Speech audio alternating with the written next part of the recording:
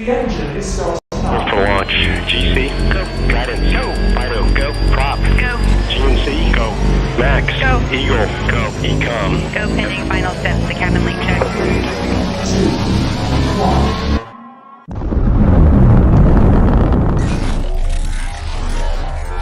Is there anyone here that would like to communicate with us? Can you give us a sign?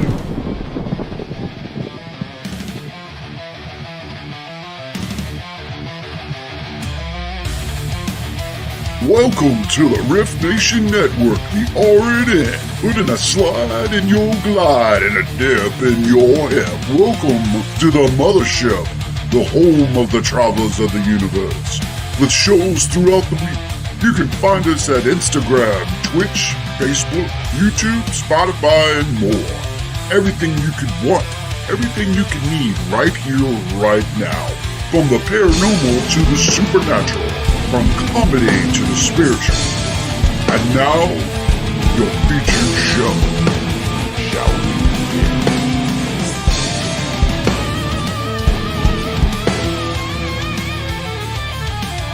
It's showtime, folks! Podcast may contain material that some listeners may find sensitive, offensive, or disturbing. We strive to create respectful and informative content, but topics discussed may include mature themes such as violence, explicit language, or controversial subjects, triggering content including discussions related to mental health, trauma, or other sensitive issues, explicit language. Occasionally, our guests or hosts may use strong language. While we aim to handle these topics with care and empathy, we encourage listeners to exercise discretion. If you find any content distressing, consider skipping or seeking support. Remember that this podcast is not a substitute for professional advice. If you need assistance, please consult a qualified expert.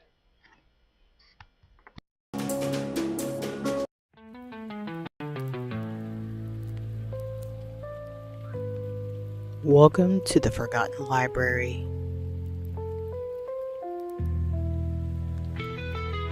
Where the books whisper, the shadows listen, and the stories refuse to stay quietly on the shelf.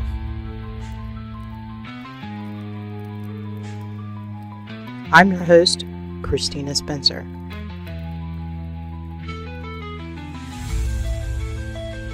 And each month, we explore one novel together.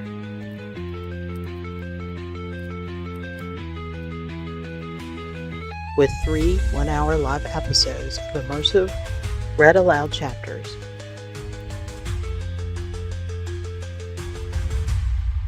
Followed by a live interview with the author who brought the story to life.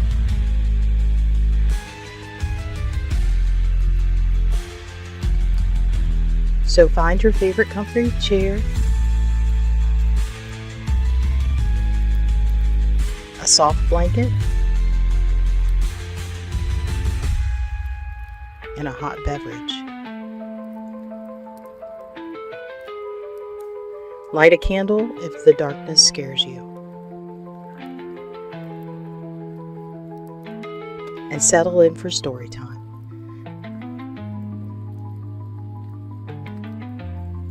Welcome to this week's live episode of Horror, History, and Hauntings Library.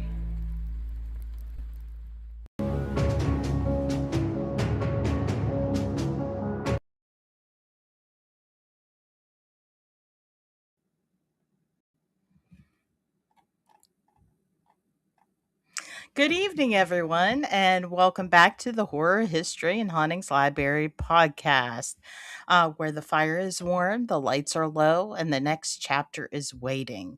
So go ahead, slip into your comfiest jammies, grab a beverage of your choosing, coffee, tea, hot chocolate, or maybe something a little stronger, and settle in for a nice and cozy by the fire read along. Because tonight we return to the water's edge.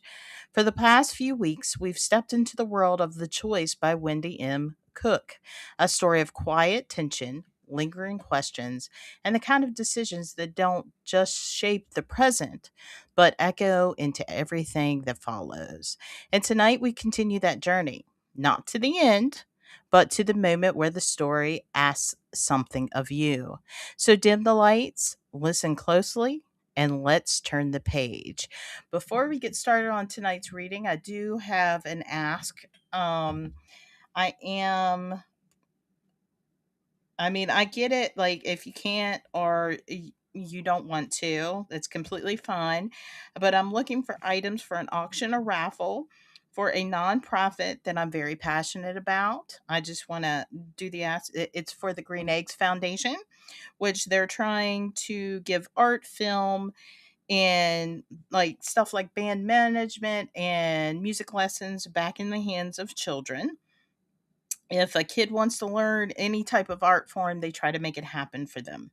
The reason I'm so passionate about this is because that it's named after my nephew that passed away suddenly. His stage name was, of course, Sam Green Eggs, but to me, he was always Sammy. He was more like a brother to me because we were only 9 years apart. I will be emceeing the foundation's Fright Night in Elkins, West Virginia in October this year, and I'm organizing a raffle and auction for them. I will make sure that you're recognized for your donation during the event. Just send me a message if you're interested, and I can send you my address. Thank you so much. So again, I'm looking for auction things we can auction on a raffle or an auction on the night of the event in October.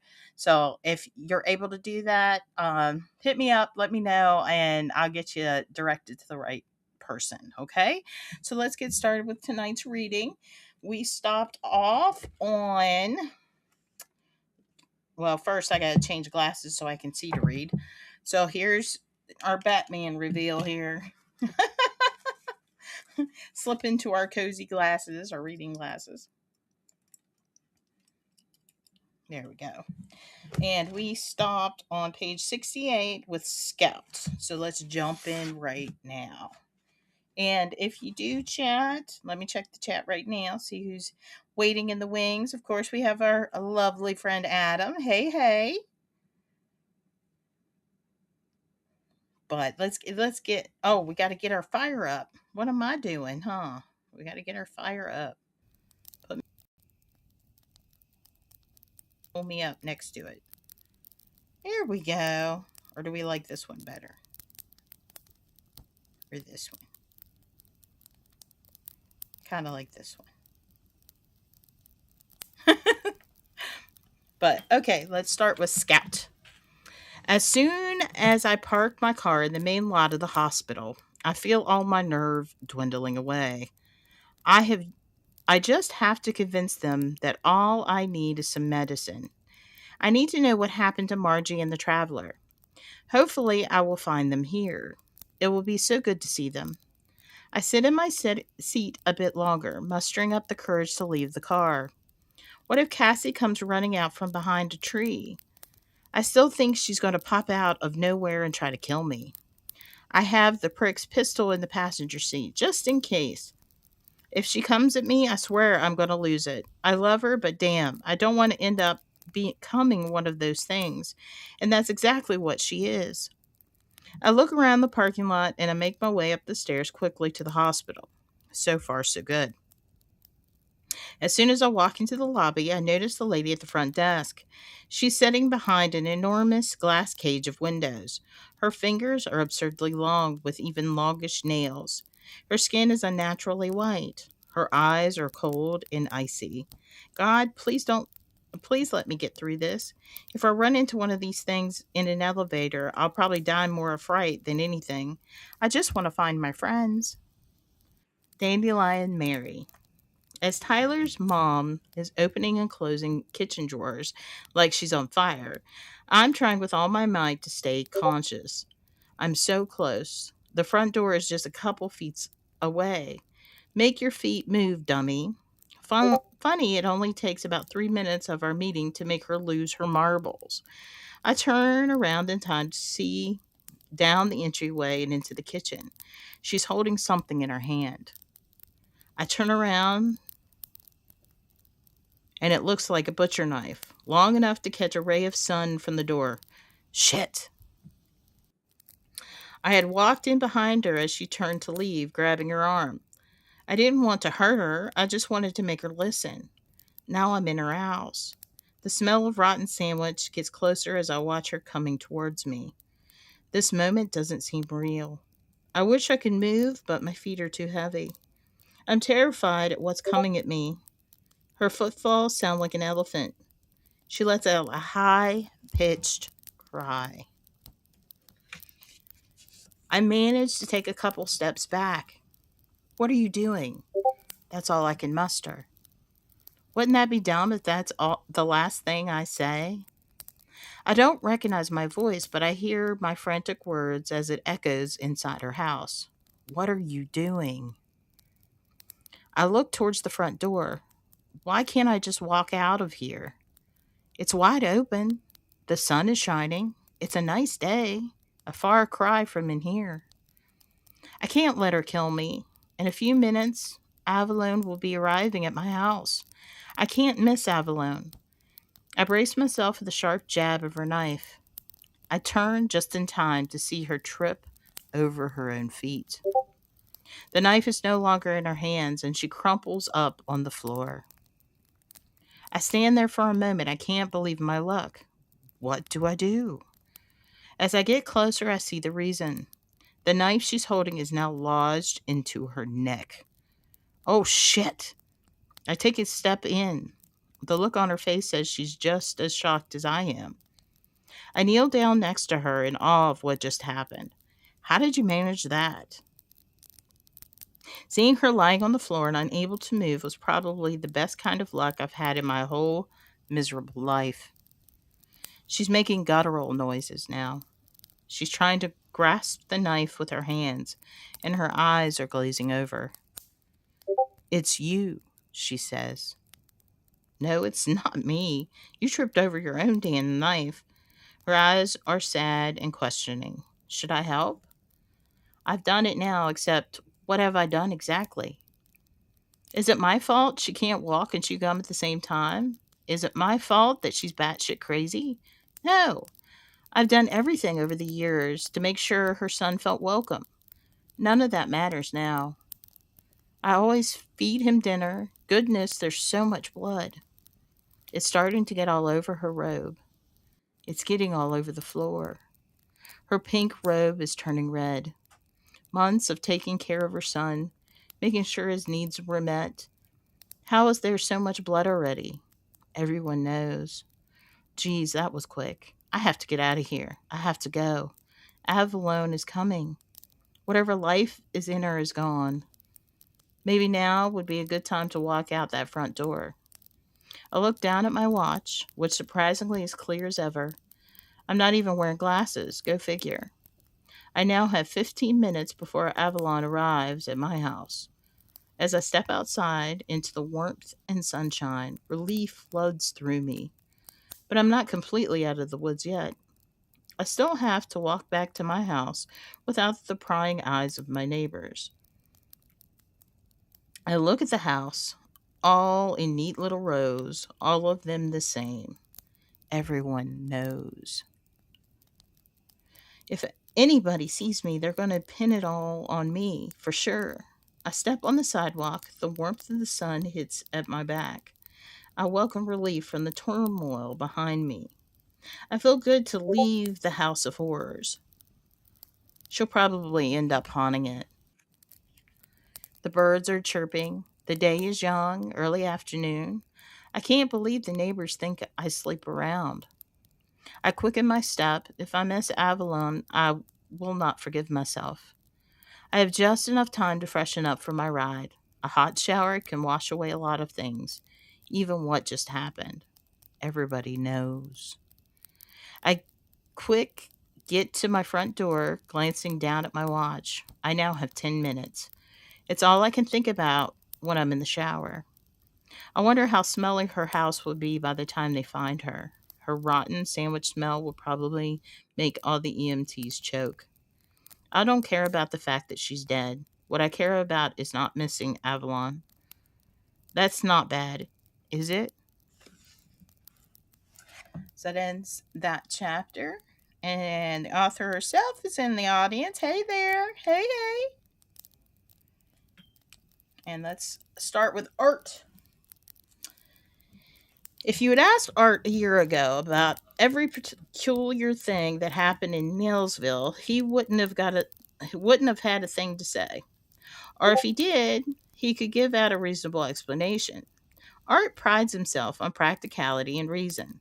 He's always leaned towards the analytical, but as things would have it, the tides have changed. The negative events that's been plaguing Neilsville for months seem to continue, and it's getting worse. This is doing nothing for him physically. His blood pressure is sky high, and the stubborn ache in his groin never wants to leave. He's pretty sure he has a hernia, and probably an ulcer mixed in with it. This makes simple day to day tasks rather difficult, like getting out of his car. So he sits here in the safety of it, a small buffer between him and the strange world that keeps showing up and pulling him in. And today is no different. Another hour, another crazy ass incident. People are standing around in the street like they're waiting for tickets at the fair. What is it now? Well, folks, instead of a ride on the tilt-a-whirl, we have a dead housewife, and under very peculiar circumstances. Everyone on the street wanted in on the details. How did she meet such a gruesome end? In the middle of the afternoon on an ordinary street where nothing much happens. To Art, everything about this says nefarious. These strange occurrences keep happening all around him. And it all started with Ethel last summer. What could have occurred here that makes sense? Art isn't the first person to be called into scenarios like this one. When he heard the frantic call come up on his ham radio, he knew it was worth checking out. He made it just in time for him to see them wheel out the gurney. He watched as they pushed it down the sidewalk. There's no urgency. One of the wheels is not doing its job. It doesn't touch the ground like it's supposed to. Instead, it squeaks its way down the uneven sidewalk. You have only one job, a sour note for last rites. A white sheet is draped across the top, but he can still see a little hint of a painted toe. Christ, what happened to her? Neilsville is sleepy no more. All the possibilities swirl within his head. He watches as they struggle to get the stretcher into the ambulance. He's probably going to be the one doing the autopsy. I shouldn't be here. He didn't want to linger, and yet that's exactly what he was doing. He needs answers. He looks around, half expecting some to just appear. He scans the faces in the crowd, hoping to find something that looks off. Part of him knew that that was silly. The suspect would have left long ago. He reaches for the bottle of antacids in his glove compartment, popping a few in his mouth. Anything to help his stomach full of holes. What could have happened here? That would make sense. He decided he might as well get out of the car, lend an ear to the coroner gossip. As soon as he does, he can almost see it flying around in the air. They found her with a knife shoved in her throat. There was blood all over the floor. She was murdered. Her husband did it. She did like her pills. Maybe her supplier did it. White trash druggie. No, I didn't hear anything either. He looked up and down the street. He spies a small delivery truck parked down the way. The engine turned off. It could just be another curious driver. Or not. But whoever it was, he didn't trust a soul. Not anymore. Oh, I got a few messages here. Wendy says, everybody knows that was a fun scene to write. Never really thought about the stuff ambulance drivers would see. Yeah, Adam, they see a lot of wild stuff, that's for sure. All right. So we're going onwards to another chapter of Dandelion Mary. I've set my one and only suitcase jam packed by the door. It looks pathetic sitting there, but it's ready. I think I want to leave as much as I do. I think it wants to leave as much as I do. I tried wiping it down last night with a cloth, but this kind of dust just doesn't want to come off. Too many years hidden away in a closet. I watch as my grandfather clock strikes 2. The first chime makes me jump in my seat. My hair is still wet from the shower. I was in and out in no time. I didn't want to risk not hearing Avalone over the hair dryer. I sneak a peek out the window. Nothing yet. What if he doesn't show? I feel tingly panic as soon as I think of the possibility. Oh God, don't go there. Don't go there at all. I wash out my coffee cup, drying it with my favorite hand towel. It's the one I've always liked, extra fluffy with a pine tree pattern hemmed at the bottom. Not a stitch out of place. I never had that kind of patience for needlepoint. I fold it neatly in half and leave it by the sink. The kitchen is spotless, as it's going to be. I walk past the microwave for the last time. For the past month, the inside of it was stained with everything we've eaten over the last 2 weeks. It took a while, but I managed to get it all off. My final gift to them, a clean kitchen and house. I pull on my favorite dress, the one that fits me like a glove. I'm astounded it still fits. I bought it 2 years ago in the middle of an emotional day. It was a spur of the moment kind of purchase. The best kind, if you ask me. When I tried it on, I just couldn't take it off. The way the material felt against my skin was almost magical. I couldn't bear to part with it, so I didn't. I love this dress. It makes me feel like the better version of myself. Retail therapy is highly underrated. I hear someone pulling into the driveway. Oh God, he's here. I'm too afraid to look. The car is idling in my driveway. Oh, this must be him. I carefully pull back the kitchen curtains. I see a shiny black Mustang. The driver rolls down the window, looking in my direction. The only thing I can see is his sunglasses. They take over his entire face. He smiles, showing a massive row of teeth. He is so tan. I know in my heart this is Avalon. Let me just get my bags, I yell out. Of course, darling. It's in that same sultry tone I heard coming from the heating vent. How did he manage that? I never know. I don't care to know either. All that matters to me is that he's here right now. He's entered my universe. I watch as he gets out of his car, staring in my direction. He probably thinks my house is a dump. There's so many things wrong with it. The uneven setting of the pavement, the shabby state of our roof and siding. I stand there in my nervous mentality as he puts my luggage in the back.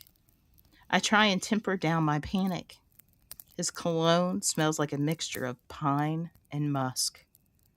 I'm committed now. I don't dare set foot back into the house. The screen door has already slammed shut. That's it. I'm so overwhelmed, I don't know what to say. He closes the trunk, his muscles peeking out from his sports shirt. You ready, darling? I shake my head yes, and I try to catch my breath. My husband has never called me darling in my entire married life. He was never one for pet names. As he opened the car door for me, I sink down in the most luxurious leather seat I've ever experienced. It feels like I've sat in the middle of a cloud. I'm too chicken to tell him what just happened. What if he doesn't approve? I would hate for that to ruin this whole thing. Should I tell him? If this relationship is ever going to work, I should be honest, right? From the beginning. I just didn't know how to frame it. As he backs up the car, I muster up the courage. Just do it. I feel like passing out, but I push through it. Avalone? I squeak out. He turns his head and smiles. His hair is wavy and dark. He has chiseled features and the beginning of a 5 o'clock shadow. He's so handsome that I can barely sit still, and he's right next to me. I try not to think about that as I blurt out the words. I have to tell you something. I get another whiff of his cologne. It's rich and inviting. His smile is warm. Well, shoot, Mary. Go ahead. And we got some chats here. Let's check that real quick.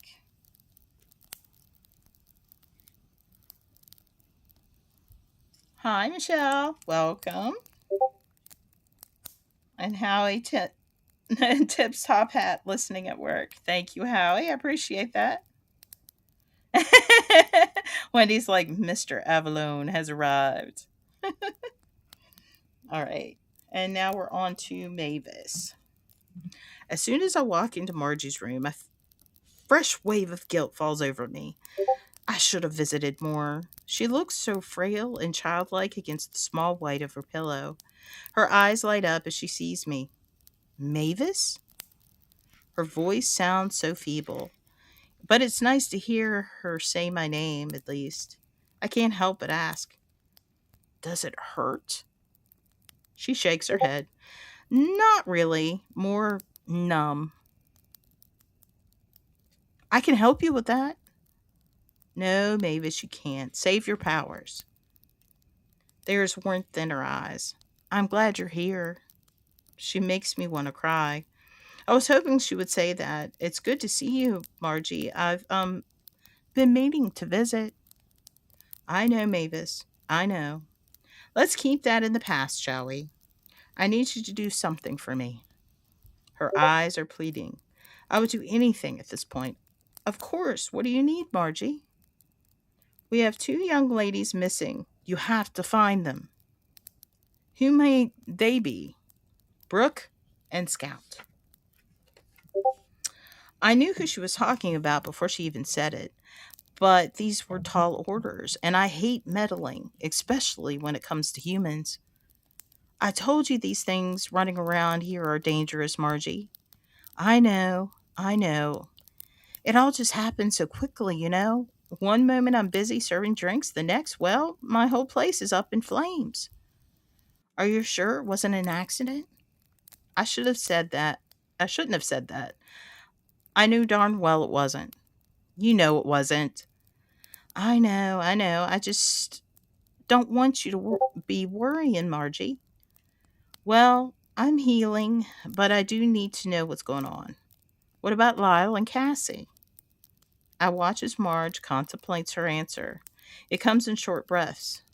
I don't know about Lyle, but I'm pretty sure Cassie's one of them. Cassie, I've heard a lot about her over the years. She's known in town as a bit of a harlot. She lives on the same street as me, and because of that, I was always sensitive to her energy. Despite her house being a quarter mile away, I wonder how the distractors were able to get a hold of her and why. I'll get her, don't you worry. I know, but right now I'm just so tired. You know what I mean? Just so damn tired. I just want to sleep. I feel bad for my sister. I should have made myself more available over the years. Why couldn't I have just been friendlier? Why is there this wall between us? I f- as I stand over her, feeling loads of regret, I hear something from behind me. Someone else has entered the room, and they're standing at the doorway. He's tall, regal looking. Trouble. I recognize him. It's the stranger that's been hanging around Neilsville off and on with his wife Penny. There were plenty of rumors about them. I don't care to listen, but I know he's supernatural and has been for a long time. An old earth supernatural. The most dangerous kind. I sense it all over him, even though he appears to be very much human. He also is dressed really funny. Well, what is this? Margie gives him a huge smile. Are you okay? I am. Looks like you fared well. Another person entered this room. Scout! Margie yells. I look at her. Is this the young lady you wanted me to find? Margie nods and smiles warmly at the girl. Her eyes are wide as saucers. Traveler. She looks him up and down. You look like shit. Well, sweetheart, if it's any consolation, I just woke up an hour ago. Wait a minute. You two know each other? She was with me the night of the fire, man. I take a step back and study the two of them. They both seem taken with each other, but more on the lines that they've experienced something significant. A trauma bond, most likely. I look back at my sister. Margie, are you sure you're okay? I'm more than okay, Mavis, and I'm glad that you're here. I'm going to cut to the chase. We need to try and get to the bottom of what's been going on here. And you're in no position to do so. I tell her this like I mean business. Margie's going to have to stop being the protector of everyone, especially from a hospital bed. Let me handle it. I can take care of this thing. Margie smiles. Sister, I'm glad you're here. Just help us find Brooke, and maybe we can find a way to get these things to leave. The young woman pipes up. Well, I've only been on guard for the last 3 weeks, hoping I wouldn't get eaten alive by whatever the hell seems to be lurking around our town. No problem there. I love living with the fact that at any moment these things can come crawling out of God knows where and try and tear me apart. You know how horrible that is? We all look at her, and I sympathize. She looks rather disheveled and scrappy. That's not necessarily a bad thing. The scrappy ones usually live the longest. She walks towards Margie's bed, grabbing her hand. I'm so glad you're alive. Margie smiles. I am too, dear. The traveler takes a step away from her, assessing the situation. There's a pleasantness in this whole exchange. It's good to see Margie again and to know that she's okay, but at the same time, the moment was marred with something else. I was getting another one of my prickly feelings. Whenever this happens, the blood in my veins likes to drop a degree or two. It's rather unpleasant. It also stiffens my joints and makes it hard to walk. I should mention my hair. Well, maybe I shouldn't. I liken it to a crow's nest. It gets all staticky and likes to point upward towards the sky. It's doing that right now. Medusa would be proud, but this is never a good thing.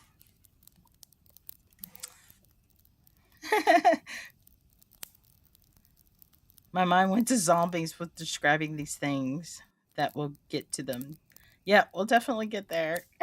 They are kind of zombie-ish. Dandelion Mary. I need to stop for gas, Evelyn says. He moves the gear shift with an ease and confidence of someone who's very much in control. It makes me take notice of exactly who I'm sitting next to. It only solidifies my decision. I feel more alive than I ever have in my entire life. Part of me still thinks that I'm going to screw it up somehow. Give him a reason to drop me off at the next exit. What if he changes his mind? I'm not sure what he is. Is he a ghost, a god, or an angel? Maybe he's a mix of all three. But whatever he is, he's not human. He can't be if he can talk to me through heating vents. And yet, who cares? I sure didn't. I feel like he's put a balm over my whole being, and his whole existence screams, You will obey me. Inanimate or not.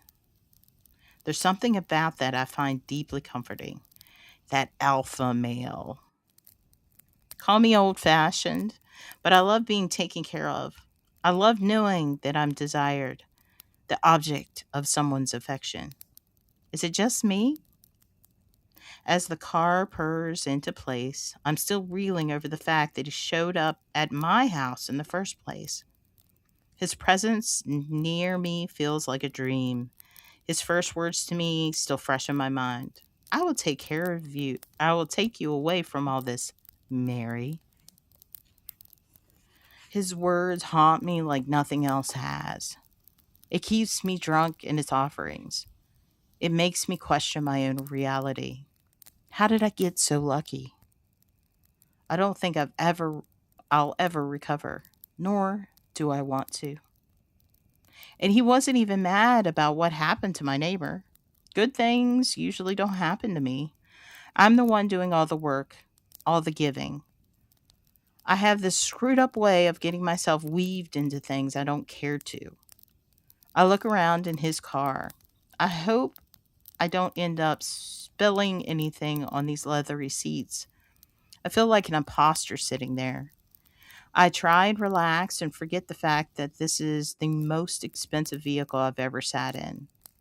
Part of me thinks he's going to change his mind, that somewhere along the way he'll realize he made a mistake and drop me and my sorry luggage alongside the road, leaving me in the dust, taking all my hopes and dreams with him. So, how are you feeling about these things, my dear? Right now, pretty spectacular. I jump at the start of his voice. It's the same magnetic tone, the same voice I heard while washing dishes, the one that came from the heating vent. The old me would be shaking in my shoes. Hearing this voice, needing constant reassurance from Jerry or some random friend, a smaller version of me. Well, that was the old me. I'm feeling pretty fantastic. Glad to hear it. I knew you would be, he smiles. And do you know why that is, Mary? I shake my head. It's because after all these years, you're finally fulfilling your true destination, your truest north. You know that you know that, don't you? Boy, did I ever. My truest north. I like that. He gives me a reassuring pat on the leg. His claws feel like icicles, sharp and long, their appearance both startling and surprising. I try to look nonchalant. Sorry to frighten you, dear. I don't know how he does that. One minute, his hands look normal, the next, they look like sharp daggers. I decide to change the subject. How do you manage to keep everything so clean in this car? He smiles, giving me another glimpse of his perfect teeth. Just regular upkeep, my dear. Besides, you need not be so afraid of it. What's mine is yours now. I look over in shock. What do you mean? You're giving me your car? I was floored. Yes, I have plenty of my own. I can't believe I'm hearing this. How could he? But Avalon, I don't deserve all this. Ah, but you do, my dear. However, cars do run on gas, and we do need to stop. My heart sinks as we pull into the gas station at the edge of town. We're stopping already? This feels like a bad idea. Too many opportunities for things to go south. What if I run into somebody I know? Part of me thinks I'll never make it out of here, that someone will throw a wrench into my whole thing, and I shiver at the thought. It doesn't matter, Avalon says. What doesn't? I forget his ability to read minds. Great. This is something I'll have to get used to. He unbuckles his seat, placing a hand on my leg, this time with no daggers. He looks into my eyes. His are green and shiny, with a little bit of mystery. He keeps staring. I have such plans for you, Dandelion, but now is not the time. We're together, and nothing can change that. As he leans in, I start to panic. Is he about to kiss me? Oh, I can't imagine what that would be like. Heaven? Maybe? Crap, he's probably heard that. Look, if you're worried about bumping into anyone, just tell him I'm your uncle. He gives me a wink as he steps out of the car. He swipes his card at the pump. I can't imagine anyone believing he's my uncle. Everyone in town knew who I was related to. Everyone knows everything. That's part of the problem. Do Do you think they'd go for that, Avalon? Humans believe anything that you feed them. You just have to pay close attention to your delivery. As he puts his pump in the tank, I notice the absurd length of his nails. Funny, they didn't look that way when they were just on my leg. Guess I'll have to just get used to that. He offers me a smile, which gives me butterflies. I feel so excited. I feel the excitement right down into my stomach. Humans are too involved in their own scheming to worry about the trivial matters of others, Dandelion. Hmm, that didn't feel true. People seem to care a great deal about my comings and goings. He places a black credit card in my hands. It feels heavy and important. I turn it over and notice his name scrolled in fancy font at the bottom. Go grab a soda or whatever you want. Hopefully, this won't take long. I get out of the car and walk into the gas station, heading right towards the bathroom. As I finish up, I hear more people flooding in. It makes me want to stay in my stall and hide. Cautiously, I walk out. Over the course of 2 minutes, the store seemed to have grown with clusters of people. This isn't good. I walk down the snack aisle, trying to stay inconspicuous. He never said that he never said what he wanted. I'll take my best guess and grab a few bags of snacks. It was then that I hear it. I find a rack of postcards and shrink down behind it. The voice sounds familiar and it's coming from the front of the store. Oh God. A sense of dread runs through me as I run through all the possibilities. Who am I kidding? I know exactly who this is. Of all the people to run into today, it would have to be her. She's going to ruin everything. If I walk out the front, she's bound to see me. What are the odds? Maybe she'll just quickly dodge out of here and leave, and that's the best case scenario right now. I stand in front of the giant fridge considering what to grab and praying for a miracle. Mary? Crap, she's right behind me. Do I acknowledge her? What are you doing? She asked. I turn around. Her hair is wavy, too perfect for this time in the afternoon. Her lips are smothered in lip gloss. She gives me a forced smile. I don't return it. I'm so mad I want to punch her lights out. What the hell? What the hell do you think I'm doing, Kendall? I'm getting gas and snacks. Oh.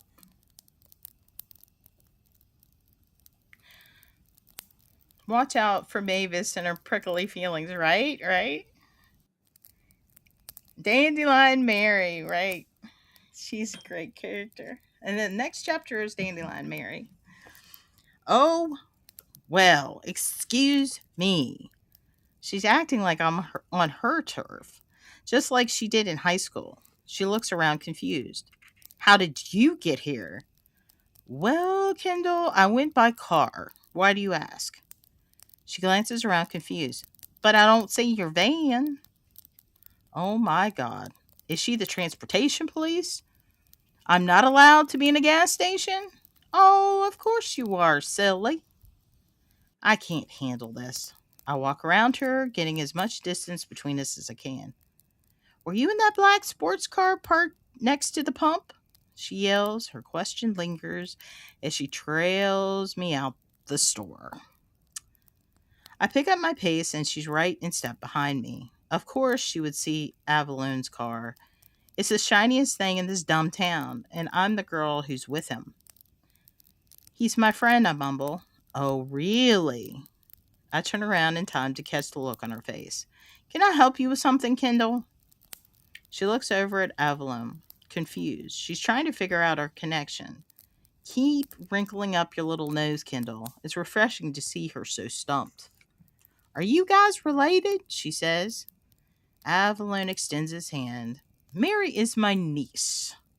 He gives her a warm grin along with it, his longish nails. I watch her face as she takes it all in. She didn't seem scared at all. Rather the opposite. She seems excited. Oh, well, my goodness gracious, Mary, you didn't tell me you had an uncle. Why would I? I say with disgust. Ignoring my question, she takes in a deep breath, clearly fascinated by all things Avalon. Life sure has a way of giving me the business. We're both in the car, and I'm wondering when we'll leave. He leans towards my side with Kendall standing at the window. She looks like she just took a hit of acid. I apologize, but we really must be going. We have somewhere we need to be. Thank God. Oh, yes, well, where y'all headed? For the love of Pete. Avalon gives me a look, and I wish that I had his ability to read minds. It feels good to have him here, in my corner. And Kendall is busy being herself, all determined and ruthless. We were just headed out of town, toward that farm down the road. You do know it, don't you? Her eyes lit up. Oh, yeah, the one with all the raspberry fields? Yes, precisely. We thought we'd make a pit stop there on our way. You're welcome to join us if you'd like. We were thinking of picking some berries this afternoon. I think all the air was just sucked out of the car. Evelyn, I don't want to go berry picking with Kendall. Just follow us there, my dear. Follow us? What? She looks like she's been plugged into a wall socket. Oh, this meddlesome woman with her lip gloss and cheap perfume. Why can't I get rid of her? Sounds good. I swear she skipped back to her car. I wait until she's out of hearing distance. Avalon, are you kidding me? I thought we were leaving. How could he fall for this? He gives me the widest grin, pulling out of the gas station and onto the road. Oh, wait till you see what I have planned. I think you'll be quite pleased. I'm agitated as I watch Kendall's car behind us. Is this really happening right now? She's trailing us to some berry farm? Of course she is. Avalon, can we just skip it and get the hell out of here? And what's with the berries? Can't we just leave? His dark hair blows in the wind. He has the most perfect hair. And he looks deep in thought. If only I knew what he was thinking. Patience, my dear. Trust me. You don't want to miss this. Scout. I can't believe it. We're all here together. Margie looks a little sheepish, but she's going to be okay. She and the traveler are going to live. This makes me feel so much better about things. But I still need to find a doctor that isn't a distractor to give out some medicine. Oh dear. I can help you with that. You don't need medicine. It's Mavis. I keep forgetting she can read minds. It's a little creepy sometimes. Brooke told me plenty about her. The crazy twin sister of Margie that everyone thinks is a witch. The one who likes talking to trees and running fishing boats into stumps with the fishermen still in it. They could sometimes hear her maniacal laugh from on shore. It was enough for most of the fishermen to avoid the area altogether. This was the talk of the town, at least. I sure didn't blame them. People here are afraid of Mavis, and for good reason. Knowing this, it's hard standing next to her in this room. I could almost feel her magic radiating from her, especially from her hair. It was still standing on end just a minute ago. I can't begin to think how that even works. Cold shivers run down my back as I glance in her direction. She gives me a scowl. Crap. I don't want her mad at me. That's not the kind I am, Scout. Shit, she heard me. I feel bad thinking like that, but I can't help it. Oh my God, I'm so sorry. I didn't mean to offend you. None taken. Please note, I don't go around town hurting people. Of course not. Sorry. I think she's trying to figure me out, and I'm still shivering. She stares at me for the longest time. There's no need to be afraid, Scout. I don't go around harming people, unless, of course, they had it coming. That's the problem. I might have it coming. I hope she knows my intentions are good. I just want to help the town like she does. I want to get to the bottom of things here. I watch as she looks over in the direction of the television. A look of shock crosses her face. She turns back towards her sister lying on the bed. Margie, where's the remote to the TV? Margie lifts her head up, looking around. Sorry, not sure where that thing went. Oh, forget it. Mavis points her long finger toward the TV, turning it on telepathically, and it switches immediately to the news channel. The reporter's booming voice is heard from the TV. We're getting reports now that the plane has gone down.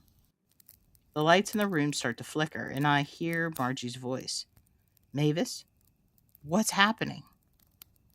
I don't dare move. Everything around the room is coming to life. The blinds are blowing, and there's no wind. The lights of the room are switching on and off. The traveler speaks up. Scout, why don't you come here by me? He doesn't have to tell me twice. I quickly walk over as he places a hand around my shoulders, shielding me from whatever is happening in the room. A few of the drawers are opening and closing by themselves. I lean into the traveler. What is happening? He paused for a moment. I'm not sure, but I think Mavis is getting some information. We all stare at Mavis and watch her hair. The strands float around her like she's underwater. I'm close enough for one of them to touch me. I sure hope it doesn't. Mavis, stop. What are you doing? It's Margie. She looks so scared from her hospital bed. I want to reach out to her, but the traveler still has me in his grip. Mavis doesn't answer. Instead, she closes her eyes and yells out, Everyone on that plane has passed away. We stare at the TV caster and then at Mavis. What plane? I ask. That plane bound for Mexico? In the news? Everyone on it has perished. This includes some of your friends. She looks over towards the traveler. He loosens his hold and I feel his sigh against my cheek.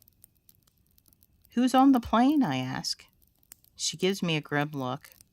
Your Aunt Cassie, for one. Other supernaturals, too. I feel a punch in my gut. What? The traveler perks up at that. Who do you mean? You might have encountered them a few months ago. They are powerful and they are sisters, Avery and Iris, and also their brother Marcus. They were all on the plane. But they will replicate. They will be okay. It's the two humans. Although at the time they were distractors, which is Cassie and some singer. I let her words resonate. Oh my God, Lyle's gonna freak. Cassie's gone? I look over at the traveler who appears just as baffled. I did meet those sisters, and Marcus as well. He was that strange boat ride last summer. We should get word out to Lyle. Oh my God, Lyle. This is going to kill him. Margie sits up in her hospital bed. Cassie was one of the last people in my bar. She sure didn't act like herself that night. Mavis nodded. Yes, at that point, she was already turned. The traveler perks up. You know, I could smell it on her that night. The demon in her. I tried getting to her, but she flitted out of the place before I could do so. Margie gives him a look. Oh, poor Lyle. We have to let him know, I say. He may suspect something already. We need to find him. This is going to kill him, if the distractors haven't already. I look over at the traveler who is lost in thought. Mavis pipes up. Care to speak? He runs a hand through his thick hair. It's the work of Avalon, no doubt. But why would he kill his own? She said there was distractors on board, I said. He doesn't care about them. All he cares about is himself. We need to tell Lyle. Can I come with? I mean, she was my aunt. Mavis peers over. Of course you can, my dear. We'll all go. She looks at Margie. Except you. You're here to get well. You can't leave. Margie rolls her eyes. Gee, thanks. Do you think Avalon has done it? He most certainly has. Evil loves chaos.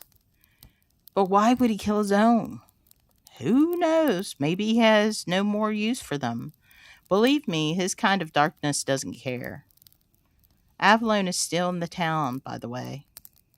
The traveler stands up. We will deal with Avalon. Let's first get to Lyle. I just can't believe my aunt has turned into one. My wonderful, eccentric aunt with her cornstalk colored hair and cherry red lipstick. I can see her in my mind's eye, tilting her head back, laughing at some joke. I can almost smell her cigarette breath. Yes, we need to tell Lyle. And this is going to hurt. Dandelion Mary. What are you planning? Avalon doesn't answer. He just gives me a sly grin. Fine by me. I didn't feel much like talking anyway, especially since he's invited Kendall to come with us. As we near the farm fields, I see that she pulled her car over to the side of the road. Another delay. Fantastic. I'll go see what's wrong, he says. He gets out, walks towards her car. I peek my head out the window, straining to hear bits of the conversation. What's wrong, my dear? He asks. It's so weird. It's like nothing in my car works anymore. I watch Avalon as he slowly walks around her car. Can you pop the hood? I'll take a look. She pops the hood and he walks to the front to see. I hear his voice in the distance. Can you try starting the engine again? I guess Avalon knows a little something about cars. It soon starts up. Good, let's get out of here. It looks like it's working now, my dear. I can hear her voice. Are you sure? I mean, everything just turned off. Avalon gives her a smile. Yeah, cars are fickle that way. I guess so. I watch as Avalon gives his attention to something on the side of the road. Hey, look! He points towards the woods. Looks like a good amount of berries over there. Let's go get some. He walks over to the line of bushes and starts picking some of the berries. Oh, these are nice and ripe. Just perfect. Kendall, you simply must try one of these. She's still in her car. She pops her head out the window. I'm afraid to turn it off. What if it doesn't start again?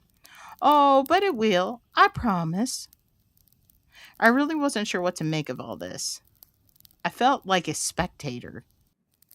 As Kendall turned off the engine, she gets out of her car and joins Avalon by the bushes. I'm so ready to get going, but decide to get out and join them. The air suddenly feels much heavier than it did a minute ago.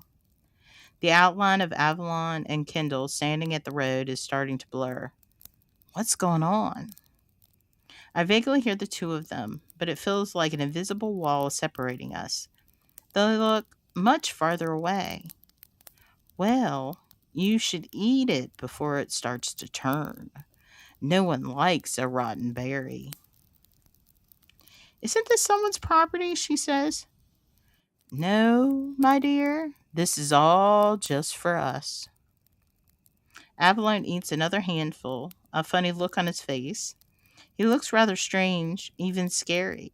Kendall does as she's told. Fully under his spell, they both look hazy, and I wonder if I'm about to faint. These are really good. Aren't they? I made them especially for you, Kendall.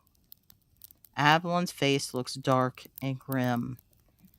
He made them especially for her?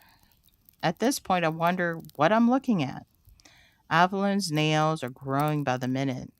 How are they doing that? The air around us feels negative. I have the sudden urge to get back to the car. I can hear Kendall coughing behind me as I quicken my pace. I turn around. Kendall? Avalon walks back to me. Shouldn't we offer her some water or something? He gently takes my arm, guiding me back to our car. He leans over and whispers in my ear. There's no water here to give, Besides, I think it's best for us to get back on the road. We do have a long trip ahead of us. But there's something wrong with Kendall. Leaving her here doesn't seem like the right thing. As soon as the urge to help enters my mind, an intense pain runs through the base of my skull. It feels like a jolt of electricity. It's jarring and shrill, and it numbs my thoughts. I try and peer over to Avalon. We're both sitting in his car, and he's staring straight ahead. I don't even remember getting in. His lips are moving fast, and he's chanting something. It's in some foreign dialect. Why can't I move? He suddenly breaks out of his trance. Okay, I'm ready now. Dandelion, I'd rather you not be part of this. I'm finally able to speak. Part of what?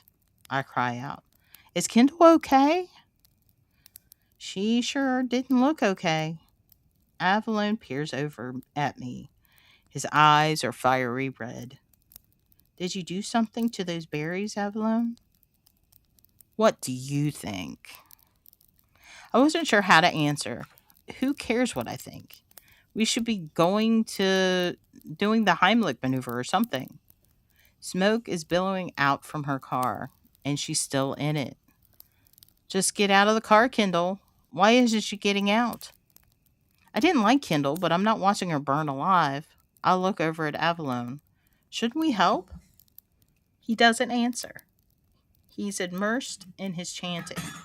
As the tone of it becomes louder, the flames in her car start to rise. Oh no. Shouldn't we do something? I ask in horror. He ignores my question. Quite soon, Mary. Kendall's car will be completely engulfed in flames. It already is. I watch in terror, glued to my seat. I want to help her, but as soon as I think this, I get another sharp pain in my head. The thought soon leaves me. I watch as the flames all around her car reach higher. I can't even see Kendall anymore. Avalon finally opens his eyes. All righty, time to mosey. I couldn't agree more. Okay. My feelings and empathy have traveled off to another realm. Where they went, I couldn't say. Perhaps Avalon has taken them from me. Makes more sense to leave this place. Yes, Avalon, I'd like to leave. He takes a clawed hand and caresses my cheek. Sure thing, lady. The engine purrs into a start as we leave. The sun sets low in the sky, having made its golden appearance, now starting to rest in the shadows. And I don't feel a thing. That isn't bad, is it? And unfortunately, that's all the time that we have. And that is the final reading of The Choice by Wendy M. Cook. Now, let me look at my notes here. And that's where we leave the story for tonight. But it's not the end. But at this moment where the choice becomes yours. If you found yourself drawn into this world, the mystery and the tension, the quiet pull of what comes next, we encourage you to pick up a copy of The Choice by Wendy M. Cook and experience the rest of the journey for yourself. Because some stories are meant to stay with you long after the final page. But our journey with this story isn't over just yet. In our next episode, we sit down with Wendy M. Cook herself for a live author interview where we'll go beyond the pages, talking about the inspiration behind the choice, the meaning behind the story, and the creative process that brought it all to life. So if you've been wondering what lies beneath the surface of the story, you won't want to miss this. Thank you for joining me again tonight on the Horror, History, and Hauntings Library podcast, where the fire is warm, the lights are low, and the next chapter is always waiting. Until next time, keep the fire burning, keep the stories close, and as always, thank you all for watching. Good night and sweet dreams. Bye-bye, guys.